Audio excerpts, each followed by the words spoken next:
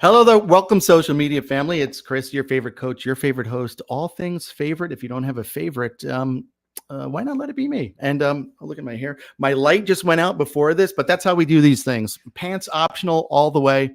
I'm glad to be doing these conversations with Chris again. And I started this thing because I've got to meet so many wonderful people along my journey. And I've got one of my favorites today, my favorites of all time, and that's Antoinette Perez, of course. Yay, coming in all the way from Texas, from Austin, Texas. So That's right. Thanks for joining us in this pants optional world that we have, and for agreeing to do this. And it's completely spontaneous, off the cuff. And I just like to talk to people and find out all the magic that you're producing in the world. And you, my friend, Tiny Rebel, are producing a lot of magic. So welcome. Thank you. Thank you, Chris. I really appreciate being here, and especially on your birthday. Happy birthday, my friend. Oh, thanks. Yeah, it's like I know you sure you want to do that on your birthday? And I'm like, I don't care. What else am I doing? Nothing. Which is I've really created a wonderful I've really created a wonderful situation for myself where I can have these kinds of where I'm able to do these things whenever I want. But it's all good. And this is the last thing I have today. And the rest of the day is I'm not drunk yet, at least. That's good.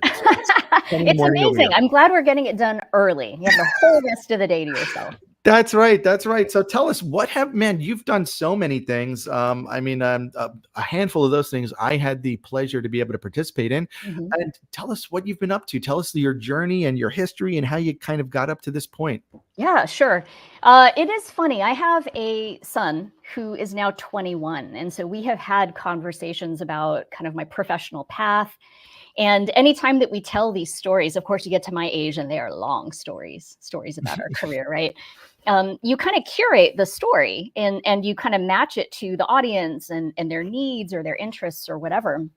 And I have definitely found that in my conversations with my 21-year-old about my professional path, we talk a lot about how it's very common in the US, especially for young professionals to spend their 20s doing whatever, just whatever, right? A job comes along, you need to pay bills, you do the job. And if we're paying attention at a certain point, we realize that we are building skills and that we're stuffing tools into the toolbox. And I really couldn't have predicted in my 20s that my toolbox would be full of things that would take me in the direction that I ended up going.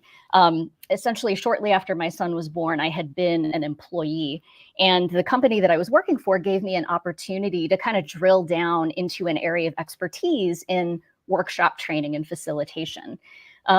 Up till that point, I don't think that was really on my radar. I also was able to do a little bit of coaching for that company as well. And so I moved really squarely like 20 years ago into the space of personal and professional development. So that's kind of the beginning of the path where you and I met maybe 15 years ago, I'm guessing. Wow. Yeah. Sure. Yeah. So, I mean, that's kind of just been stuff that I love. I love going into those environments, meeting so many different people, hearing their stories, watching change happen, watching people choose change. I have enjoyed being a part of that. And I had no idea the rest of the world was going to catch up. It does feel like everybody today is a coach, a trainer, a facilitator of some kind, right? I think, what an interesting thing with that quarantine, everybody was kind of inside, nobody was working. And I think it gave a lot of people an opportunity to kind of act on their dream jobs, their dream careers, start the businesses that they never did before because they never had the time or they were, fear of failure and stuff. And I think in a world where people couldn't kind of come together and everybody was meeting on Zoom, everybody was like, well, now it's an opportunity to get my story out there. And I think we saw an explosion of coaches. And for me, I mean, I was already in that space. And it was like, I remember I was teaching instructors how to instruct on Zoom during that time. And it was, now it's such a regular thing that we live in. But man, I have a real estate background like yourself, sort of, but that's a pretty crowded space too. And I think there's an opportunity for everyone out there. And a lot of my clients that are business people are kind of looking to that next step to share their story and write books and create talks and kind of share value with people. And I think it really comes down to like what's inside of you and why do you do it? And like you said, you love seeing people choose change and growth. And that's an incredible thing. Yeah. So you do that in a number of different ways. And So what would you say, like, how'd you arrive to the place where you are, like, and the kind of the bumps and bruises you got along the way to where you you started off just kind of like, hey, I'm this young kid getting into this business, to now I would consider you like a master speaker or facilitator. Yeah, thanks for that. I think a couple of things that I would point out. Early in my career, I ended up getting a designation that I don't know at the age of 28 or 29, I felt like I deserved. So after a couple of years of going out and doing this workshop facilitation, traveling and spending 1 or 2 days with a group of people and trying to facilitate this change and transformation, I was part of a cohort group of about 200 instructors, and they were whittled down to 22. And everybody else was kind of told, like, hey, you may need to like reapply and re-audition for this certification, whatever. And I just assumed if you're going to cut 90% of a list, I'm probably in that 90%. And so it was a big deal for me to find out that I was one of those 22 names from the get-go. So it instilled in me a sense of like, am I worthy of being on this list? I better be worthy today and every day. That was, I think, a really great frame of mind for me personally, to make sure that that hustle was on high and the drive was there and the push for excellence all the time. I don't know that I would have had anything that focused otherwise, but that was a big part of me swinging into my 30s, was like taking more chances, preparing. I don't think I was a good preparer before that, but I sure got good at it. Yeah, I prepare for nothing. And it's sometimes it takes for people outside of us to see things in ourselves that we don't see in ourselves. And I mean, I remember my mid-late 20s when, I was approached to like, hey, you want to run this company? And I was like, what do you mean run a company? Like, what are you talking about? Yeah. Or do you want to participate in this? Do you want to participate in this? We think you could be a great presenter, and like that's, and train the presenter and train the trainer, all the stuff that we did. Yes. And just for people to keep coming up to you and telling you that you're great. And I think this imposter syndrome seeks in a lot. And by the way, it doesn't go away. I was having a conversation with a client this morning. We always talking about that. So, I mean, is that something you still deal with? You're like, man, look at the people I'm in the room with, look at people I'm rubbing shoulders with. Am I really worthy of all this? And, I got to say, there's a little bit of guilt involved when it doesn't feel that difficult or that hard. When something doesn't feel hard or difficult, it's like you almost feel guilty about people telling you that you're good at it or something. I mean, how do you feel about it? So many aspects. The one that I think is most timely that you just mentioned is the imposter syndrome piece. And do we ever really get over it? Sure. Here's a really odd thing. I just early this year think that I kind of rounded a corner a little bit on that.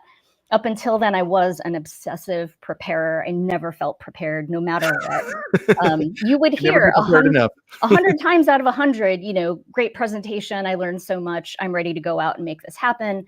And I still would prepare for the next one with that relentless level of dedication and time and everything.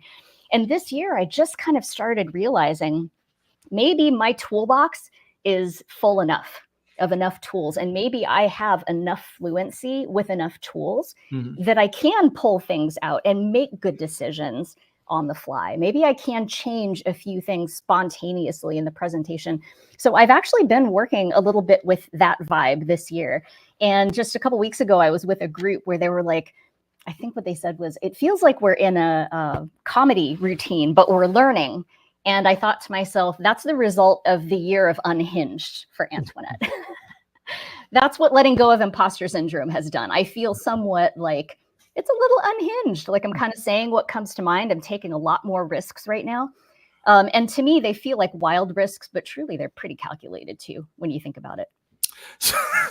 I don't mean like calculated, like intentionally calculated. Like, I don't know. I feel like I'm going all over the place, but the container is still like this. You can't help yourself. You can't help yourself doing that, right? Yeah. And we talk about things like procrastinating, and I think we share that stuff. And I years ago, and I always consider you one of these wordsmiths, right? And I said, man, what kind of? I said, hey, Antoinette, what kind of word could we come up with to describe a person that is a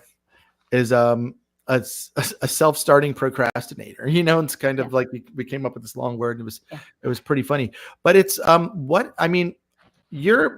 When you're talking about this big group and you were whittled down to just like 22 people, you still had, what caused you to even want to throw your hat kind of in that ring? Was it like, did somebody recommend you? Did somebody see something in you? Or were you just drawn to the work?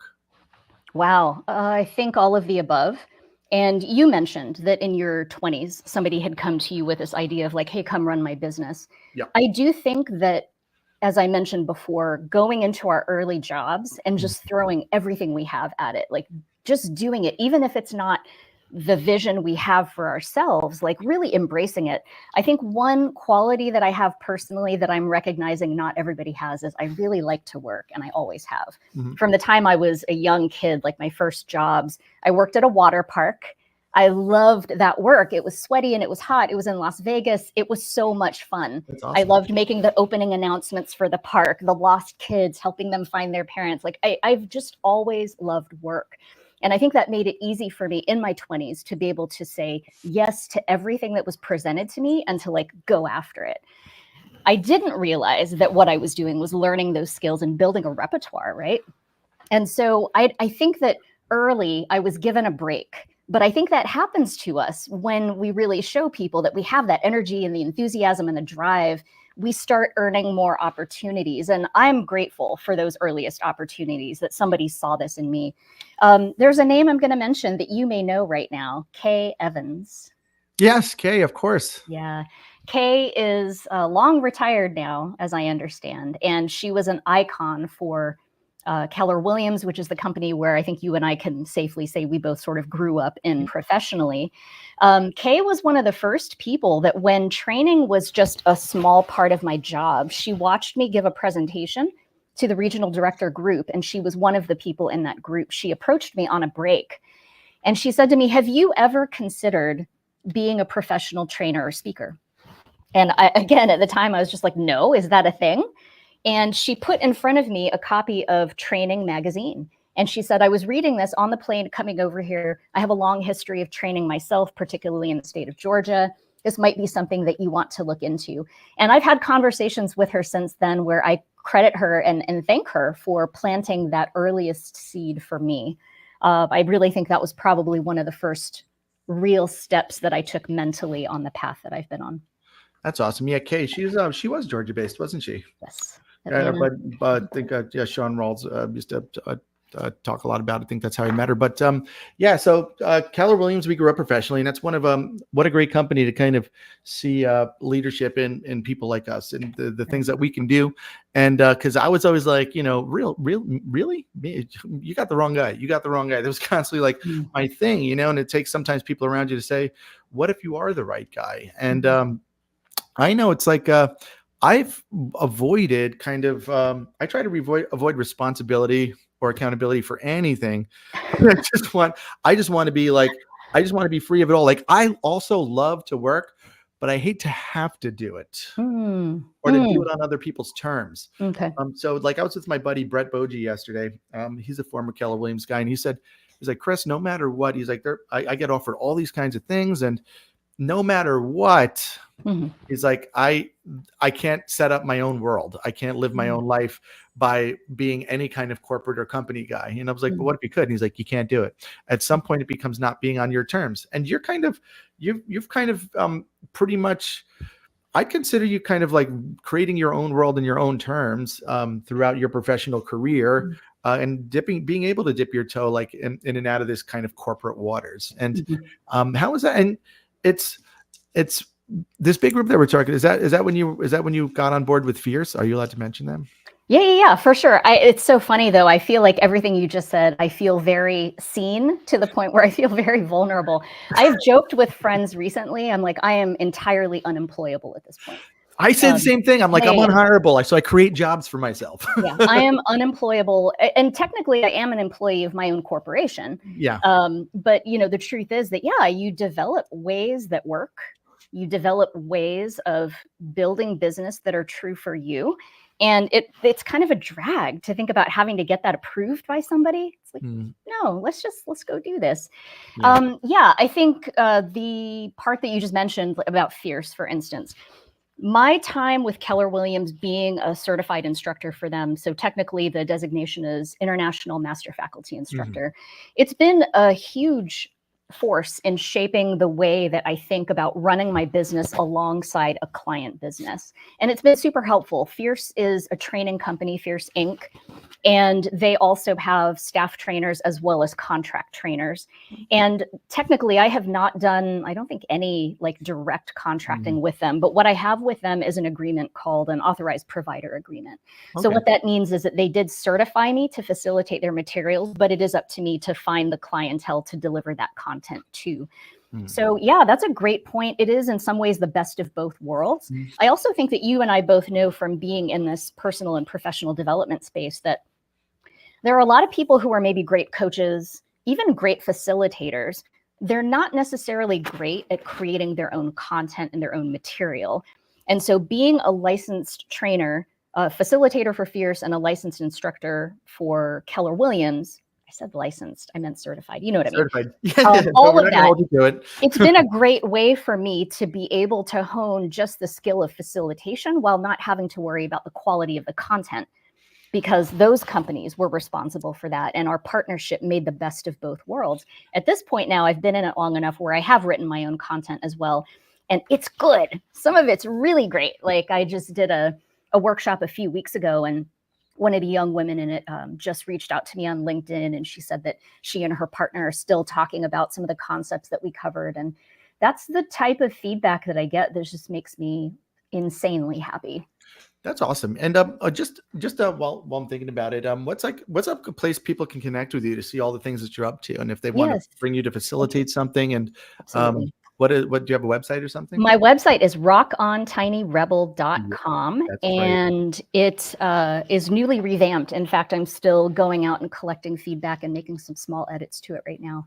But yeah, it actually centers on three main things that I'm focusing on developing out over the next year. So one of them, of course, is all of the workshop work that I have been doing this entire time. I'm expanding my business into a more formal coaching. I've always had at least one client. I've had up to, I want to say 20 or 30 at the heaviest schedule. But really next year, I'm looking for like 5 clients. Yeah, that sounds like a map. 30. That sounds like a MAPS thing. That's exactly what it was back when that happened. Yeah, you're right. You're right. So what type of people are you going to be able to help at a really high level? And it's so you're looking for 5 people. Yes. How would we know if we're standing in front of one of those 5 people? So as a coach, the coaching that I'm providing is not typical coaching. A lot of people will say, oh, I think maybe what you're talking about is life coaching, or you're talking about business coaching. It's actually a very unique blend of the two. And I'm recognizing over time, working with many more people, how unique it is, because in a way it is both driven by business goals, but at the bottom of it all, it's driven by a personal vision. Yeah. And I feel like all too often life coaching centers on just the life vision, and the business coaching centers just on business goals. And rarely do we ever get to pull the two together in a truly holistic way. And I've been refining this for the last few years, and it works. So I'm excited about it. That's awesome. It's kind of like I created Dream Key Consulting because I thought that everybody should love what they do. And that's like our slogan: love what you do, or do shit you love if you're not paying attention. Yeah. And but I think that really, I always make no distinction between work and life. And I think it's all part of the same thing. So work and life and being all together, and you have a great life by having a great business, or however and I look at your business as how you're contributing to the world, right? So how you're contributing a piece of yourself, what you're able to give to the world around you. And that should be fulfilling. And there's way too many people doing things that they don't like. And jobs they don't like, having businesses, or people that start businesses. Most of my clients are people that have a good business, and all of a sudden their job and their business ends up being things that they don't like, whether they're managing people and they don't like it, or whether they're, oh my God, I hate doing the books. And I have a client, she owns a restaurant over here, and she's young and says she's never owned a restaurant before. And I said, Kim, if you could do one thing, if you could do something every day, that would be your job and your work that you love doing, what would that be? She's like, well, I wouldn't do this and I wouldn't do that. And I'm like, no, not the stuff you wouldn't do. The stuff that you would do, and then everything else we can kind of make sure that we get it leveraged out with the system, tool, or person. And I think it becomes life coaching a lot. And I would always say, I don't coach people about life, but they're like, you've helped me so much in my life. Mhm. But what I mean when I say don't do life coaching is, I'm not going to go into your past and start digging things up and I'm really not the guy to help you with those blocks, because I want to talk about the future. You know what I mean? So great, here you got here. Let's go. So that's cool what you're doing, man. I'm looking forward to it. And is this going to be in the book that we're going to start working on next month? What's the exciting thing you got? That's a funny question. So Chris is referring to the month of nonfiction writing. It's just a challenge that I'm leading. It was born of several friends chatting and everybody always saying, "Oh, I'm thinking about writing a book." Everybody says that. And we were just kind of like, "Oh, really? Why don't you do it?" And so yeah, November is our month, and we opened it up to a bunch of folks to participate. So just fun, good things. I think what I'm going to end up working on is actually an idea just around everyday speaking. I think that we get asked, especially the older that we get, to give spontaneous 5 and 10 minute speeches, talks, presentations, whatever.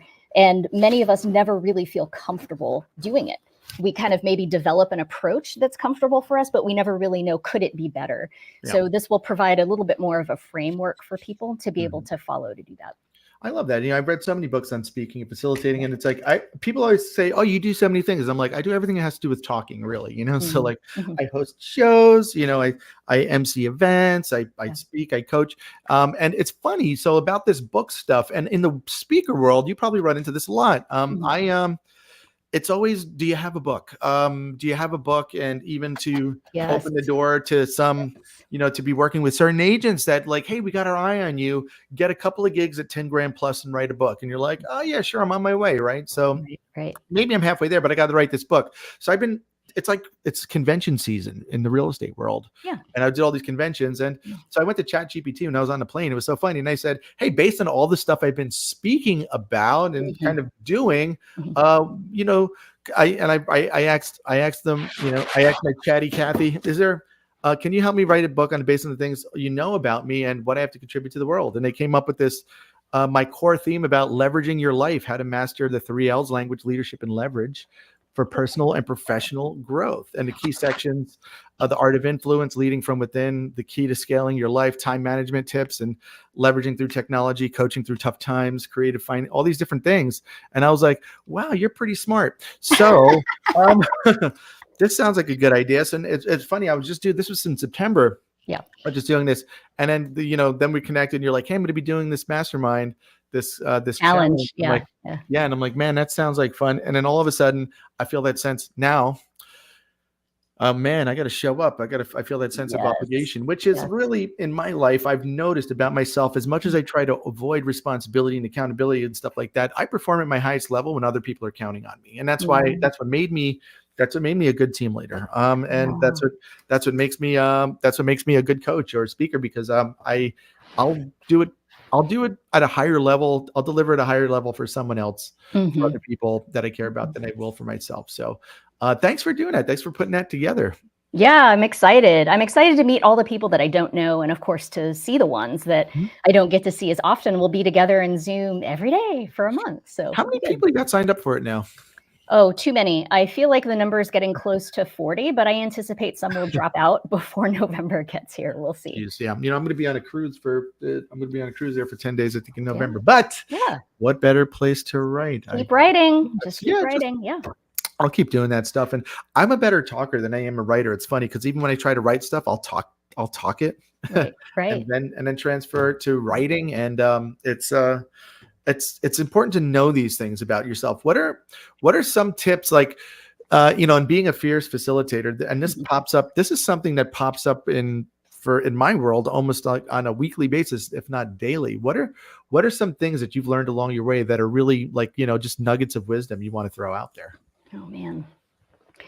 In this, I'm going to offer a few thoughts in no particular order, except as I've been thinking about them. This is one that I do talk about from time to time, but just yesterday morning, for whatever reason, it kind of popped in my head again.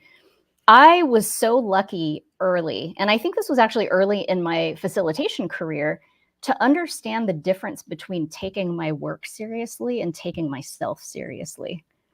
And wow. I think up until that point, I was definitely on the self-serious side. And by separating the two, I was able to put my intensity and focus in the work while also really being able to laugh at myself, to make mistakes and not worry about some great long-term repercussion if I lost my place in my notes. I mean, little stupid perfectionist type things that I think I was really tending toward, I was able to just let go of that. And I did it early. And I feel like that was a huge piece of growth for me. That's awesome. And it's like, and man, this idea I was like, boom, the difference between taking my work seriously Yeah. and taking myself seriously. Yeah. It's been said to me over and over in my life, like, you should take life more seriously. You should be a little bit more serious. You should be a little more, and it's kind of, by the time I turned 30, people were just like, I guess that's just how he's going to be. It's okay. I'm 44 today, and a friend of mine texted me. She said she just turned 44 last month, and she's like, "Yeah, happy birthday to one of my oldest and most favorite friends." And I said, "Yeah, thanks." I said, "How's 44 treating you so far?" And she's like, "Oh, it's been great. It's been my best year yet." And she's like, "How about you?" And I'm like, "Well, I'm caring less and less about things that don't matter, So it's like, I'm just okay. I'm just okay with it. Oh, don't you care? I'm like, no, I don't. I really don't. And I can't. Jerry Seinfeld talks about, he's like, man, it's wonderful to, he's like, when you hit your 60s, and I can only imagine the level that it's going to be at when you're in your 60s is just like, no. How many F's do we give? Less and less every year. Just another cool thing you were talking about is when you talk about spontaneous. So a couple of years ago, me and my sister were joking around. We were sending these funny videos of us doing like spontaneous things. We were saying spontaneous AF, use your imagination on the AF. And I trademarked that, spontaneous AF. And I was going to make a blog and t-shirts and write a book and have like all these talks about being spontaneous and about, we hear spontaneity as a conditioned reflex. And I really, truly believe that being spontaneous it forces you to be present. And everybody talks about being present and the power of now and be present, be present. We're in the past or the future. And everyone's just kind of like living in this like weird sea of non-presence. You value spontaneity as well. You've mentioned it. You've mentioned it once or twice, even just now. So what do you think about this idea of like living in the spontaneous as much as possible? I think you've found your second book. That's what I think. It'll be fun, wouldn't it? Yeah. I mean, maybe it's going to be a short book. It'll be written for people with ADHD. You'll write it in 36 minutes and publish it. Right? I think exactly what you said is true. And it calls to mind that maybe people interpret or define spontaneity differently than you do. You've had a lot more time to think about it and process it, as folks have kind of maybe lobbed it at you as a label or an accusation or whatever. Yeah. But I think for a lot of people, when they think of spontaneous, they think of living a life that's passive and then just impulsively deciding things. And what you're talking about is very different. When you talk about spontaneous, you are talking about living in the moment, being fully present. And when people think of spontaneity, they don't often think of the two together. So I like your point of view on that. And I think your chatty Cathy might be able to help you outline exactly what the approach could be in that book. Revisit that. It's because I understand what people think about spontaneity and kind of like what you're saying, living life passively. But I have a thing where I say plan your spontaneity, and people laugh at that. And I say, I don't mean plan it. I mean create space for it to occur. Right. So it's maybe instead of an hour-long lunch, I might block 2-3 hours for it, because then you end up might going skydiving because you talk about it at lunch. But just kind of creating a space for the spontaneous to occur, and I think that's where life is really delicious, and it's almost addictive. It's like things like these things that we were like procrastination as a bad thing. So all my life, you're such a procrastinator, you're such a procrastinator. I had to reframe that, and you said, wait a minute. So what does that mean? You said, you wait to the last minute for everything. So if I wait to the last minute to produce in a short amount of time a high value output, a high value result, is that really a bad thing? So then I started scheduling my procrastination. I know I'm not going to start writing this book until I have to show up and read a portion of it on this challenge. So right before I'm going to schedule it, and it won't be on my brain anymore. And then I can create some more space for spontaneous stuff to occur with less when I planning my procrastination and creating space for the spontaneous to occur. How fun is that?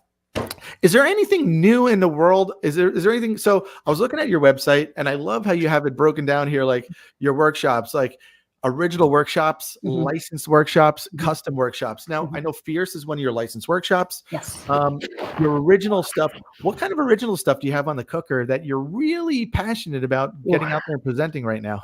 So one of them was recommended to me by a really good friend and supporter. And then multiple people since then who are like, your style of facilitation is different, and we would love for you to document it and share it with other people. And so that is one that I have built out. I don't even want to say it's halfway done. It's going to be big, and so I think building out into modules and letting people sort of customize their program is going to be the key with that. There's a second workshop on coaching that I actually started the longest ago. It also is not. To me, it's not like I could go out tomorrow and deliver it. But the one that I feel like I'm most excited about is called Plus, and it stands for Pursue Your Life's Unique Significance. It Nice. ties back a little bit to the coaching part of our conversation earlier today when you were asking me if somebody was interested in coaching with you, how would they know that they are your ideal client? And my journey with that content and this line of thinking probably started 10 years ago as I was turning 40. I had a bunch of people that I knew who were all realtors that were turning 50. So what they had in common was they were all really successful in their careers. They had all made a bunch of money, socked away a bunch of money, and they were all empty nesting. So all three of these things are happening at the same time, and we're in conversation, and they're basically saying to me, like, there's got to be something more out there. What next? What now? What next? I've done the success thing. Mhm. I've run that track over and over and over again, and I feel like I'm running in a loop. And it occurred to me that we talk a lot in self-development spaces about identifying your life passion, your life purpose, your big why, all of those things. And people are left unfulfilled when it comes to how to do it. Sure. And so we kind of like, we'll give them exercises like, think about what's important to you. Now write a big why statement that defines why you exist on this earth. And the leap from one to the other is always so great that most people won't do it on their own. And I said, I can help. So that's what Plus is. That's awesome. You kind of discovering your big why, man. And that's a longer process than just answering a question at a seminar, isn't it? Right. That's But right. there's so much of that. There's so many. My dog. No I have worries. five dogs in my house right now. Oh, look at this Oh. little one. Let me see. This little tiny French bulldog. Oh my gosh. So cute. Yeah, we're watching two. We got three, but that's awesome. So, and you're doing custom workshops as well. So that's what it says on your website. That's right. And how's that going? So, I mean, what happens there? occasionally, People reach out to you to put I something have together? folks that, yeah, they've got a business need and then they want to have a workshop built for them to be able to deliver that to their people. What I'm seeing more in the past couple of years is that there are independent coaches and trainers that have their own content and they've kind of been delivering it, but what they want is a punch up to a 2.0. And so I've been getting some calls and emails from people asking me to take a look at their custom workshops and help kind of level that up. So that's kind of exciting. I like doing that. It's just exercises a different part of my brain. It's not creating something from scratch. It really is about that editorial and curation side of the work, which I love to do as well. You know, it's I've gotten a lot into that too. And when I started working with this agent, I just found myself with speaking. She's like, "Hey, do you talk about this? Do you have anything on this?" And I kept saying yes, right? So I was saying, I'm kind of like this multi-potentialite, and I've got all these things and all these different things I could, and because I love to learn. So man, challenge me to learn about something. I remember like, hey, can you teach a class on AI? Can you teach a class to instructors on AI? I'm like, I don't really know how to teach a class on that, but I know how to do this stuff. So let me put it together.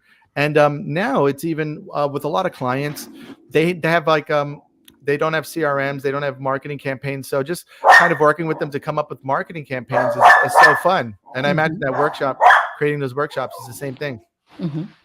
That's awesome. What's coming up? What's coming up on your calendar that we could kind of plug into and have access to? Anything? I mean, there's a bunch of stuff coming up on the calendar. I think one thing that is definitely ready to talk about, and it's scheduled and it's ready to go. I'm running another virtual Fierce with my two partners in January. So we are going to assemble people every Friday from the 10th through the 31st to cover a different module of Fierce Conversations. And I think you're going to ask me for the link. So let me grab that. Technically, I don't believe that we are open for registration until November 1st, but if you want to message me, I might be able to get you in a little bit early. Yeah, I'm going to go ahead and drop that into the chat here. Is that virtual one we were talking about? Like, yeah, that's cool. That's a cool Yeah. thing. And have you been doing these virtual? I mean, that's one of the things that started off this back in this quarantine? So yes, I would say that for Fierce, they had put in some investment into developing a virtual version of their workshop, but it wasn't until the pandemic hit that they had a need to do it. So they have now technically 3 different sets of materials. As a facilitator, you can facilitate all face-to-face in real life. You can do all Zoom virtual, or you can do a hybrid, and they've got separate types of materials for each of them. So it's been great. And we did just finish a round of virtual Fierce. It went so well. The response was incredibly positive. And so we just went ahead and scheduled the next one, knowing that the demand is there. Maybe I'll jump into that and take a refresher. And I have a couple of clients, I always, like around holidays and different things like that. And thank yous. I'll send clients something like books or different things that, and I've sent that book to quite a few people. Yes, it's a good one. Yeah. And I remember I had won a lunch with Susan Scott at an event, and then I gave I gave it to somebody that it was gonna, that was was like a dream come true for them. So and that was an interesting thing. And I think back and I'm like, man, I wish I would have done that. That's so generous of you. Maybe if you reached out to her now, she would schedule you in anyway. Well, and that's the thing. I've always, I always wanted to. I had reached out to them at one point years ago to say, hey, I want to get more involved with this and blah, blah, blah. And they were like, well, because of our relationship with Keller Williams, we can't talk to you. And I was like, right. Okay. And that happened with a lot of stuff. And I'm like, oh man, well, so, and then when I wasn't with Keller Williams anymore, it became easier to do all that stuff. But yeah. But a lot of stuff on the horizon for you. And I know I want to, we talked about, I'd love to bring a live Fierce workshop here to Florida. And I know we got some good people around us to support. It's like Jackie Ellis. And I think it's some nice fertile ground over here. And my background's real estate. I'm really passionate about working with small and medium sized business owners, people that don't have all the things that, in real estate, there's so much stuff for us, it's like, right. There's so much stuff for us, and other businesses just don't have these things. So what's something, give us a little nugget about something that they would learn in this Fierce workshop that's coming up. Ooh. I just did a 1-hour showcase yesterday for a group, and ironically, I gave them early access to this January Fierce. And 11 minutes later, we got our first registration, which was very exciting. Nice. We talked about a lot of things, but I think one thing about Fierce that continues to kind of occupy a space in my brain this year in particular is that my quality of sleep is directly related to my quality of conversations. Especially prior to learning about Fierce, I would lay awake at night thinking about the things I should have said, the things I wish I'd said, the things that I didn't say, the things I need to say. I would work up all of these scenarios in my head about a conversation I had been avoiding, like when I finally have it, what will I say and how will I open it and what are all the possible conversational outcomes? And ever since really studying and practicing Fierce, none of that happens. And in fact, most nights I brag a little bit about this. I'll fall asleep in under 60 seconds, a lot of times under 30 seconds. My brain is so light when it comes to those things. In the conversation that we've even had today, I've thought a little bit about this and then tried to push the thought aside because now is not the time to have that thought. But since you asked the question, you were talking about like how you've always been, told you're too spontaneous and you need to like buckle it down and whatever. I do think that one thing for me heading into 50, like I did this year, is a growing sense of the areas where I recognize things about myself and I want to change versus the areas that I recognize about myself that I'm like, I think I'm good with that. Yeah. And Fierce has been a great tool for me to be able to make sure that I'm having the best conversations with myself as well as the best conversations with other people. And so my sense of self-awareness, my sense of self-regulation, all of those things are just so much better than, 20 years ago when I first read this book. I love that. Well, most conversations we have are with ourselves and sometimes involve other people. That's right. Yeah, Exactly. I use this technology all the time, and it's so fun. And I remember all these things. And I even like the Moquita term popped into my head the other day. I was talking about. I'm like, there's no other way to describe this, but that's what it is. Yeah. And I'm constantly using these models. And what would you say? You're talking about the conversations you have with yourself. Mm-hmm. Which conversation model do you find yourself using most with yourself? Ooh, with myself. I'll think about that one. I think that the coaching conversation mineral rights model is one that is so ingrained now. I don't even realize that it's happening. Mm-hmm. I do think at the beginning, like in the absence of having someone to bounce an idea off of, I would use that and kind of mentally go through the steps. But right now I do feel like a lot of it is just automatic. It feels like it flows quickly. My brain will go through all of those thought steps fairly quickly. Yeah, I would say that's probably the one. That's a good one. You brain into yourself. Mine's always like, I always kind of find myself like visualizing that beach ball and saying, what am I not seeing here? Who can see the rest of the beach ball for me? And constantly with my clients, when they're saying, like I have somebody that's just like, do you see why I'm frustrated? They're coming to me with stupid questions. I'm like, you need to have the tree conversation with them, and explaining to them like root level, trunk level, branch level, delegation, level.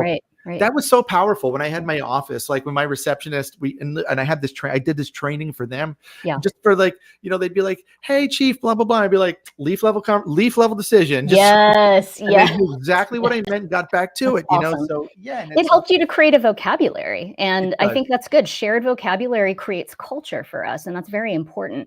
I definitely took fierce thinking that my biggest takeaway was going to be the confrontation conversation. Mm-hmm. But I believe the model that has changed my style the most is the beach ball, the team conversation. Sure. I have had the opportunity to grow some nonprofits from startup up. And that has been one of the most beneficial in terms of creating a truly collaborative and inclusive culture in those contexts. I think it changed the way that I facilitate. It changes the way that I show up in front of a group of people. I really do have an expectation of everybody chiming in and participating and giving us their unique point of view because it matters for everyone else in the room. Yesterday, it was funny in that Zoom. I think the culture of meetings in that Zoom is such that everybody is used to having cameras off and whatever. And right off the bat, I sort of called it out and I said, hey, I don't want to talk about conversations and not see anybody's faces. I want to see you. And I also want to hear back from you as well. And there was one point where I asked for feedback and it was like a stare off contest. And I just sat there looking in the Zoom, looking at some faces, just waiting for someone to come off mute. It is a cultural thing that we can do when we have shared concepts, shared vocabulary. We can create culture. That's one of the things whenever I do, if I put together a custom presentation for an organization, and that's one of the things I always ask about. What's the language of what language they use? What's the language they use in their culture, in their business, in their company? What do they call their leadership? How do they refer to each other and all that kind of stuff? It makes a difference to be able to, I'm a firm believer that our reality only exists within our language and our ability to describe something to somebody. And I always say, close your eyes and tell me about a color that there's no name for. You can't do it, right? Because you can't do it without just using things that you already know. Right. And most of language is abstract. It's not concrete. And I kind of like this investigative, this curiosity, this investigative digging. And I think all these models really help you do that. And then you talk about, you said the confrontation model, you probably, because you had a hard time, like me, I don't like confrontation, having difficult conversations. And man, you get a 60-second model that helps you just kind of articulate it and get it out there. Right. But then you combine that with like a beach ball conversation. That's right. And, it's all together, and you're just really coming from a place of curiosity. And it helps tremendously. But like you said, you used to should all over yourself. I should do this. I should have done that. I should have said this. I shouldn't have said that.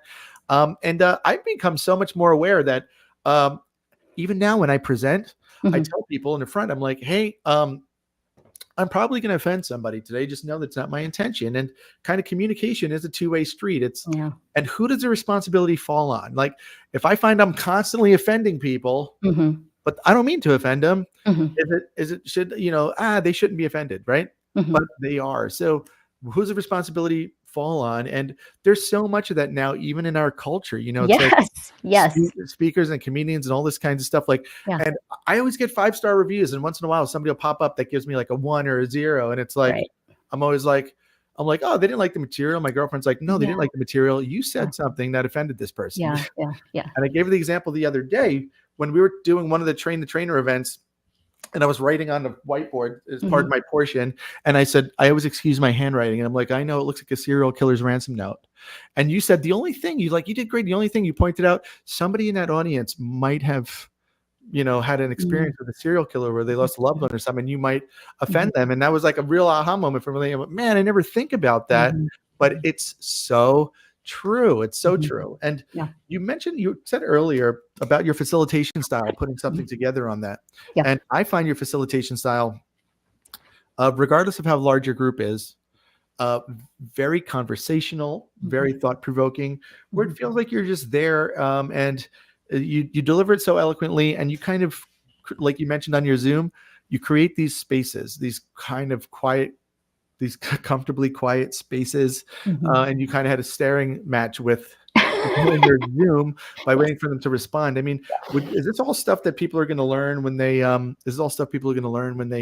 when they take that course with you? Yes. I want to take a quick minute here. I need to give a shout out. You said some nice things about me at the beginning, and I recognize that you have a great style as well. I have been able to watch you present a few times over the years. And one thing that I feel like I'm very cognizant of when I'm evaluating other folks formally is how well do they fit that model. But then I also have my own opinions about how well they're doing in general. And I feel like you do such a great job of connecting with people. I think you and I do have in common a sense of intensity and a sense of listening to people that not a lot of facilitators have. They don't have practice with it.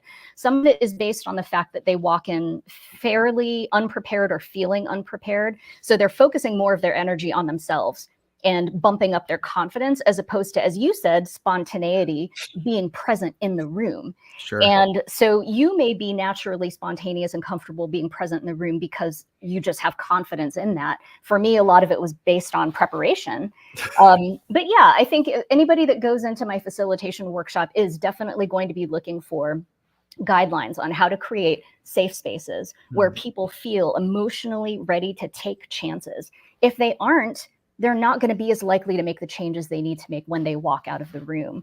And as much as I love to see the 5-star ratings as soon as it's done, you and I know the real work starts after that. Sure. And if we were able to create an experience where people take what they heard and what they experienced and they turn it into lasting, sustained, positive change, that is the outcome that I want. That is what I want to be remembered for. Yeah, it's like I love it when I'll bump into somebody and they say, "Hey, you said something when it was done, we were packing up, and you said, hey, by the way, here's a little nugget. It's going to make someone in the room a lot of money. I did that thing, and it really worked well for me." And I was like, "Oh, that's awesome. I love getting that kind of feedback." And I always tell people, and I don't think they take it seriously, please let me know how you're doing. Let me know, give me your feedback. I love kind of getting that feedback, and that means more than any kind of 5-star reviews and all that stuff. But yeah, I'm looking forward to all that stuff that you have on the cooker, and I'm looking forward to doing stuff with you. And I want to bring Fierce and see what you've got going on. And this is going to be exciting. And I think that you finding 5 clients next year you're going to have to turn people away is what I think. I think that's going to be no problem. It's a very doable goal for you. And man, it's I'm so excited to have this conversation live with you today. Me too.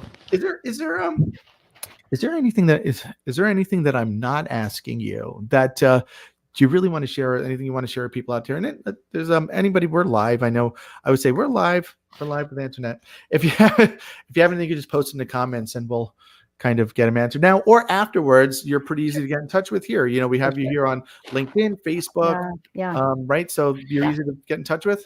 Yeah. So final couple of thoughts. I'm actually going through a bit of a sort of rebrand and also a business expansion in this next year. So I talked a little bit about that, where workshops have really been my main focus, but I'm expanding in 2 areas. I have expanded the formal part of the coaching, as we've already discussed, but I'm also expanding into keynotes, which actually does remind me of another thing earlier. You said, like, what advice do you have or whatever. I do think that as experienced professionals, whatever our expertise is, we can fall into complacency really quick. Yeah, you're not And we can just coast, right? And like do what's comfortable, and we're making enough money to live a comfortable lifestyle and all of those things. And then we just stop kind of paying attention.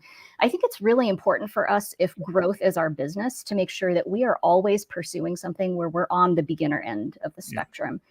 And for me, a few years ago, it was drawing. Wow, you want to be humbled? Learn to draw, my friends. I can imagine. Get humbled. You will find out how bad you are, how much there is to learn.